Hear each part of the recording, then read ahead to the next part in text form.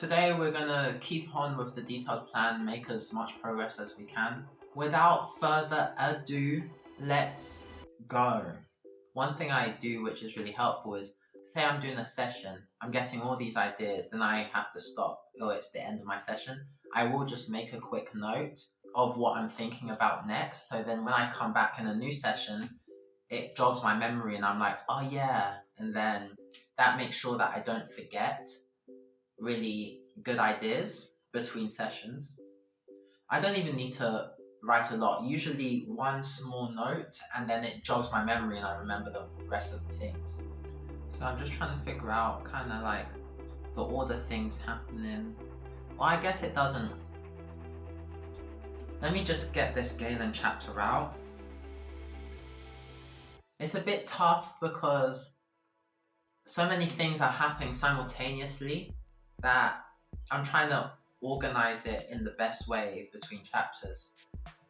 I'm just looking at wild dogs, wondering if wild dogs should be in my book. For a long time I thought that wild dogs, like the African wild dog, was literally just the wild version of our domesticated dogs. But then I found out they're actually completely different. Our domesticated dogs are descended from wolves, I believe. Humans domesticated wolves and they evolved into dogs, while wild dogs are a completely different animal. I think they're more similar to hyenas than domesticated dogs, which is interesting. I once watched a documentary about wild dogs and it was awesome. They are awesome creatures.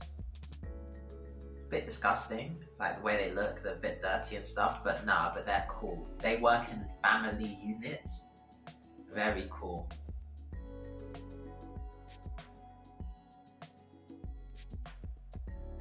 So, done with the second Galen chapter. Now I'm just moving on to the aftermath of Gretchen arriving at the settlement. So I need to figure out how exactly it would work. Like, what a new person has just come. How would they incorporate her? How would they make the decision? Who would show her around? How would they find a place for her to live? All that. So I need to figure that part of the world building out.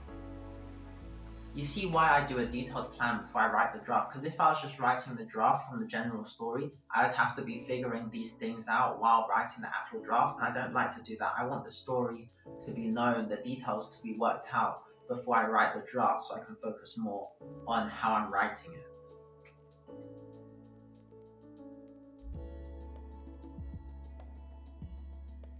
Ooh, I am making good progress. I've done a lot. You know, interestingly, when I first started creating this story, for me, the main character was Galen. But as I'm writing it now, you know, it's gone through a lot of changes.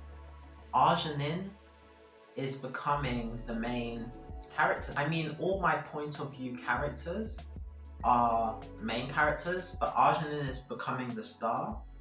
If you see here, so far he has the most chapters in the shortest amount of time. Galen only has 2. Well, I think they're all really important. They're all main characters, but a lot of the main plot is surrounding Arjanin, and he is a connection between all the characters. But it's going well. I really like him as a character.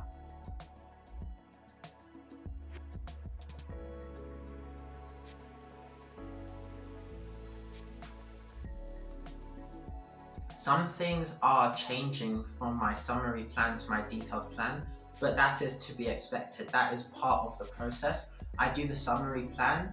Like I said, it's a summary. It tells me the overall direction, the main beats, what happens in the story. Then in the detailed plan, I'll realize, this doesn't quite make sense. Realistically, this would happen. No, this isn't in line with the character.